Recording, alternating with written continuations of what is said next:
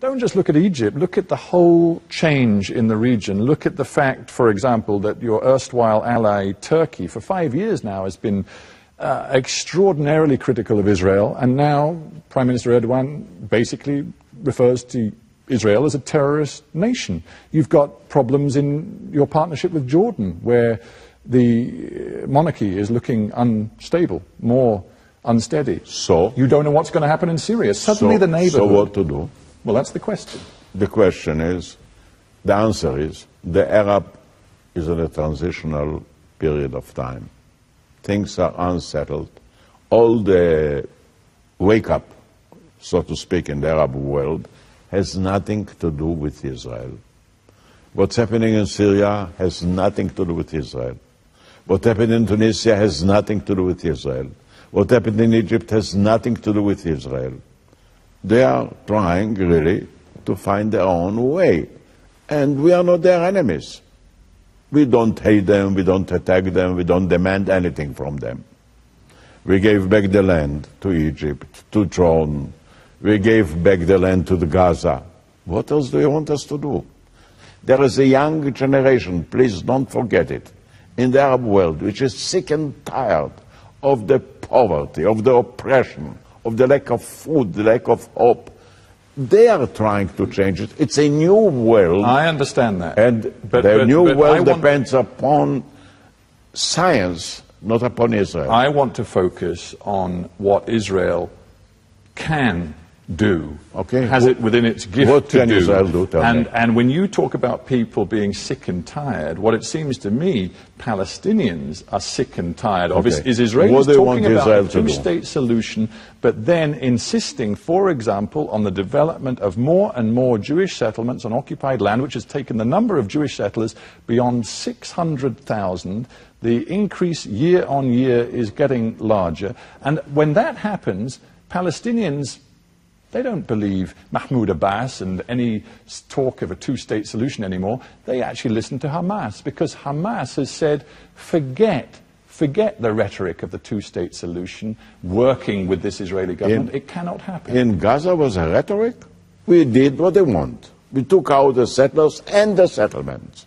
But we're going round in circles. We took out the army. Just a minute. Surely it's an example. Need to think about the expansion of Jewish settlements on occupied land in the West Bank, in East Jerusalem. No, well, this has become the most fundamental obstacle to peace. We started with Gaza. Look what happened. They are really preventing the implementation of peace, not us. The Israeli government is not talking but doing. The man that has decided to withdraw from Gaza was one of our most known hawks, so to speak, Mr. Sharon. One-sidedly. He didn't ask anything in return. Let's focus. We've talked a lot about Gaza. Let's focus on the West Bank and on the position of Mahmoud Abbas. I just wonder whether you think the Netanyahu government has, in its actions, particularly on settlement policy, effectively undermined the credibility of Mahmoud Abbas. Look, Mahmoud Abbas negotiated previously to the well settlements under Olmert, under other prime ministers.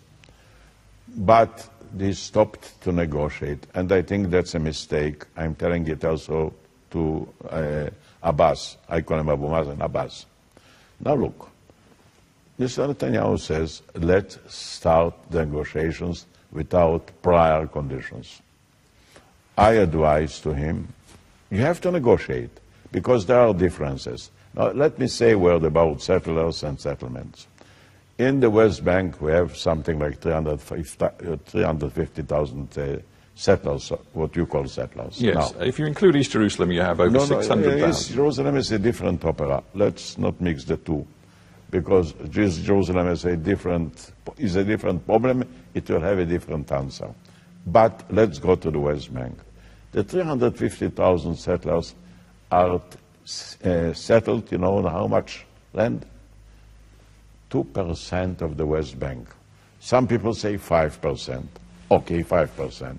So I'm telling, or we are telling Abu Mazen, Abbas, we shall give the 5% somewhere else. And they agreed. Well, you may be telling Abu Mazen that, but Netanyahu and the other extreme right partners in his coalition are not telling him that at all. And the truth, surely, is in the words of a respected Israeli commentator, Nachum Barnea, who I'm sure you've read over the years, and you probably read him when he said this very recently. He said he's come to the conclusion that the settlement project has actually achieved its goal. The situation on the ground, he says, is now irreversible. And the two-state solution, that is Shimon Peres' biggest idea of solving the problem between Israel and the Palestinians, according to Barnea, the two-state solution is no longer possible. Well, I read Barnea, but I talk also to Mr. Netanyahu. And what I'm saying is, after talking to Mr. Netanyahu and telling it also to Abu Mazen, he says, look, we are taking away 5% or 4%. We shall compensate. And good land. You want contiguity? We shall provide you with contiguity. We don't retreat from it. But, Mr. President, if I may say so, and I don't want to sound rude, you sound as though you live in a different country from Mr. Netanyahu when you talk about opening up negotiations. The truth is, the message from the Israeli government right now, and of course you are largely a figurehead president, the message from the government is that, hang on, is that if Mahmoud Abbas goes ahead with the effort to seek this observer state status at the United Nations, then the Israeli government, will look at ways of toppling. Let me tell you something. Mahmoud Even Abbas. a figurehead has a head. Don't forget it. And I went to talk to Abu Mazen, to Abbas, with the knowledge and the empowerment of Mr. Netanyahu. I didn't go on my own. So why is the government talking about getting rid of him if he goes to the UN and seeks observer The government doesn't state talk. status? There is one minister who said so, but not the prime minister, not the defense minister. And the fact is that we are cooperating with him day in and day out.